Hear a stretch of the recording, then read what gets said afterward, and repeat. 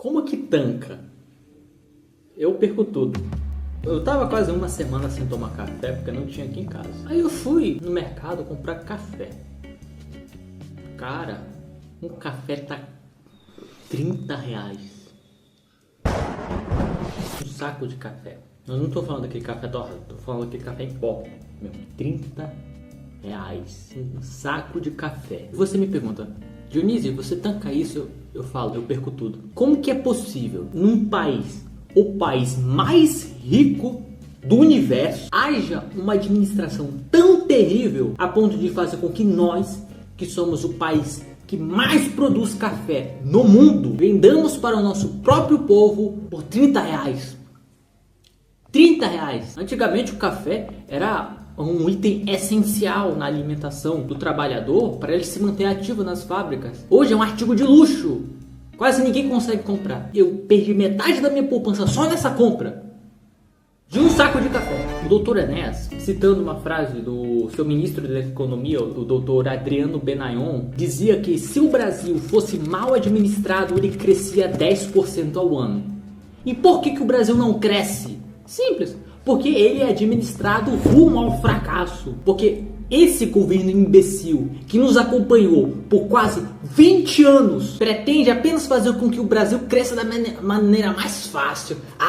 Eu vou vender comodidades, eu vou crescer, vou vender comodidades lá para fora e vou evitar a industrialização do meu próprio país, que é o que define de fato o desenvolvimento econômico de um país. Porque você acha que a Venezuela é algo bem desenvolvido só porque ela lucra bastante com a venda de petróleo?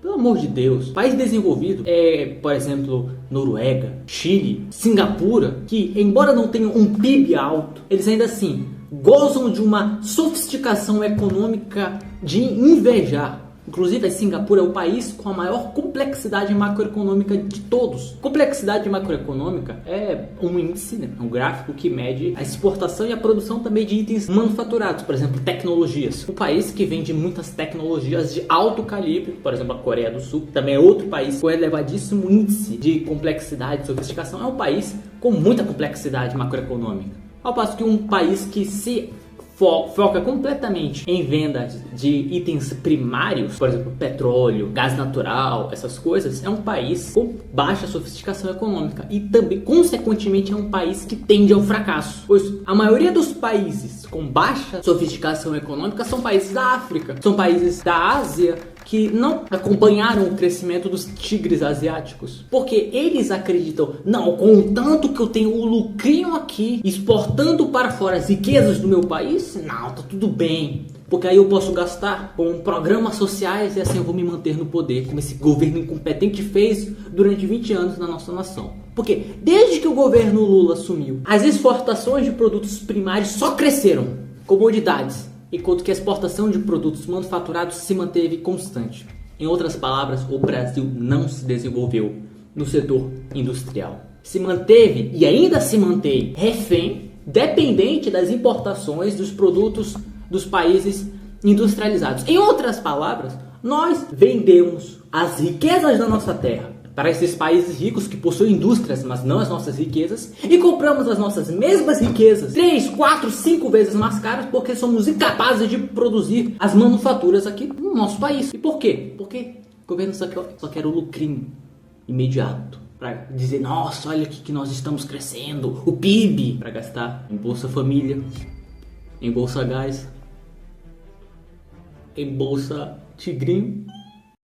O Tigrinho tá pagando muito. Só ontem eu ganhei R$5.000 e comprei tudo de cachaça. E dizem, não, nós somos o governo do povo. Que mentira, vocês são o governo do próprio bolso. Gastei metade da minha poupança só comprando um saco de café.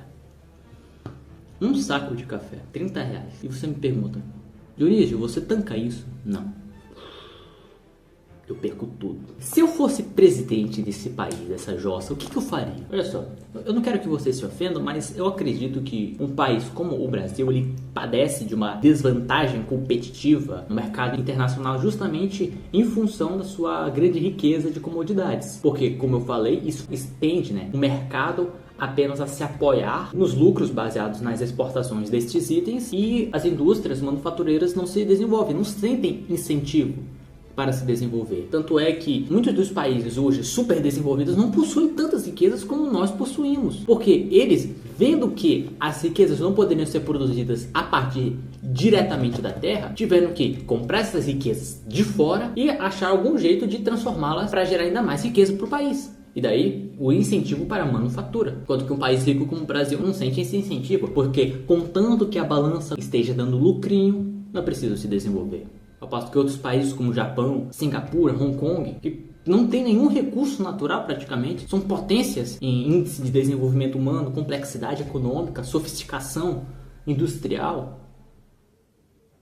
Enfim, seria preciso, no caso, nós taxarmos as exportações de produtos primários, ao mesmo tempo que nós fazemos uma isenção fiscal, isenção não, uma redução progressiva, tanto dos impostos quanto dos juros aqui no país. Em outras palavras, nós transferiríamos os impostos sobre o nosso próprio povo para os impostos de exportação dos produtos primários. E com a renda, a receita adquirida a partir desses impostos, dedicar uma parte para um fundo internacional de dólar para nos garantir na balança comercial, caso haja algum desincentivo, alguma variação que nos afete negativamente, e outra parte investir na infraestrutura do nosso país. Foi assim que a Coreia do Sul cresceu. É isso que a Noruega está fazendo, com base nas exportações do petróleo. Eles fazem um fundo internacional para se manterem, porque ao taxar os produtos primários, nós não temos só a intenção de transferir os impostos aqui de dentro para fora, mas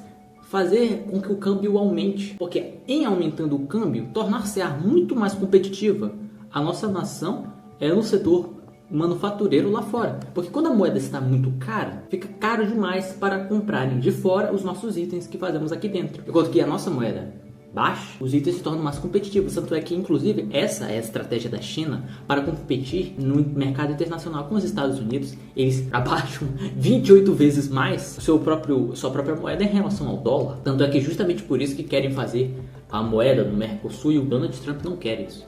Mas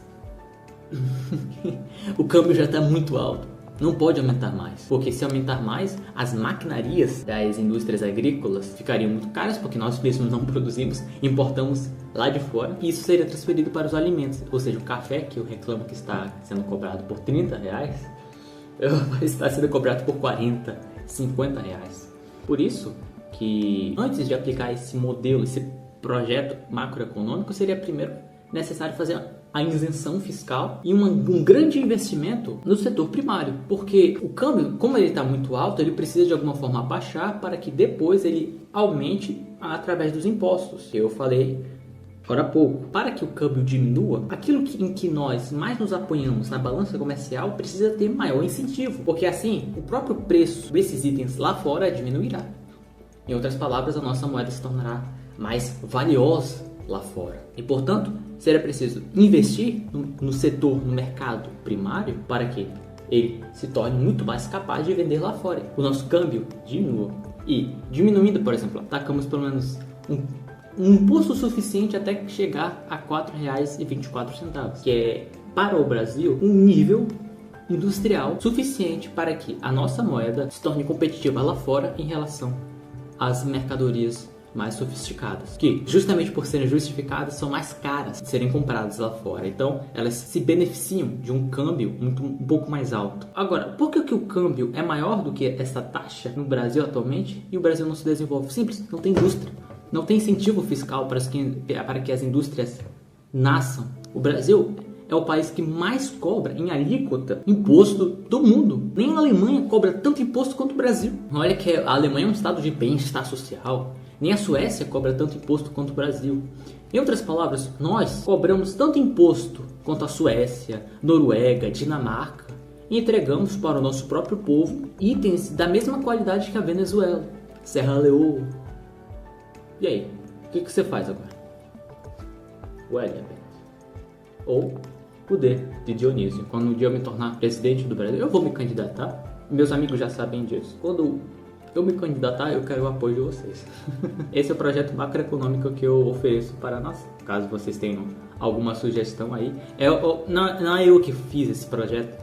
foram os economistas Luiz Carlos Bresser Pereira. O pessoal odeia ele por conta quando ele se tornou ministro da economia, mas o pensamento dele mudou absolutamente, diametralmente desde então. É basicamente outro sistema econômico agora que ele apoia, sustentado inclusive pelo brilhante economista José Luiz Oreiro, Paulo Gala, inclusive que foi o que trouxe para o Brasil a tese da sofisticação macroeconômica. Enfim, procurem na internet artigos falando sobre isso, tudo bem? Enfim, até mais. Inclusive, antes de eu terminar o vídeo, eu gostaria de fazer uma pequena propaganda para o meu amigo Henrique, que eu já estou prometendo um tempinho, mas eu esqueço. Que ele está fazendo um artigo, ele fez um artigo, um pequeno acervinho de um artigo de acho que 20 páginas, mais ou menos, 15, 20 páginas, falando sobre o desenvolvimento da doutrina católica ao longo do tempo sob a perspectiva newmanista, ou seja, de São Newman. Eu vou deixar aqui nos comentários fixado a sinopse que ele mesmo fez para esta obra. Também vou deixar o meu e-mail, que é tanto o meu Pix quanto também o meu meio de comunicação, para que vocês falem, não, que eu quero adquirir essa obra, então vocês doam para mim, eu dou para ele. Acho que é melhor, eu vou colocar logo direto o Pix dele na descrição, e em troca eu ofereço para vocês o PDF do acervinho que ele fez, tudo bem? Enfim, doem também para mim, porque eu tô precisando, puxa vida.